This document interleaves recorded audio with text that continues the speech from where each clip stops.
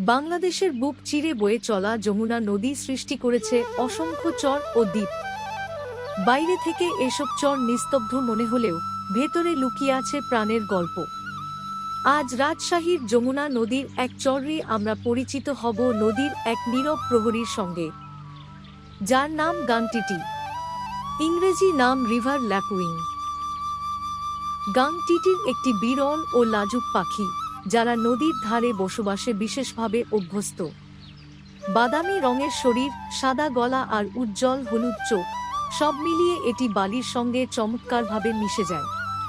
অন্য অনেক পাখির মতো গাছ বা জঙ্গলে নয়, এরা পছন্দ করে খোলা নদীর চর। গাংটিটি তার জীবনের বেশিরভাগ সময় কাটায় নদীর বালুচর আর তীরে। খোলা জায়গা থেকে তারা সহজেই শত্রুর উপস্থিতি বুঝতে পারে। সাধারণত একা বা জোড়ায় দেখা যায় এই পাখিকে। চরের উষ্ণ বালিতে চুপচাপ বসে থাকা তাদের টিকে থাকার অন্যতম কৌশল। গাংটিটি মূলত পোকামাকড় ও ছোট অমেরুদণ্ডী প্রাণী খেয়ে থাকে।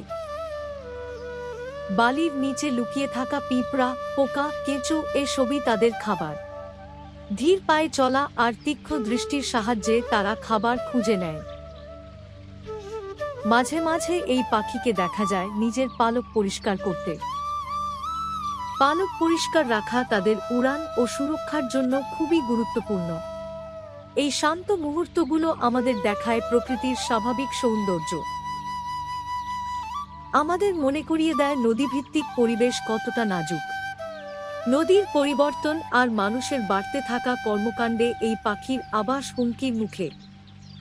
আমাদের এই স্বল্প ডকুমেন্টারিটি দেখার জন্য আপনাদের ধন্যবাদ। গাংটিটির সঙ্গে এই সময়টুকু যদি ভালো লেগে থাকে, তাহলে আমাদের সঙ্গেই থাকুন। প্রকৃতির আরও গল্প নিয়ে আমরা আবার ফিরে আসব। প্রকৃতির সঙ্গে যুক্ত থাকুন। ধন্যবাদ।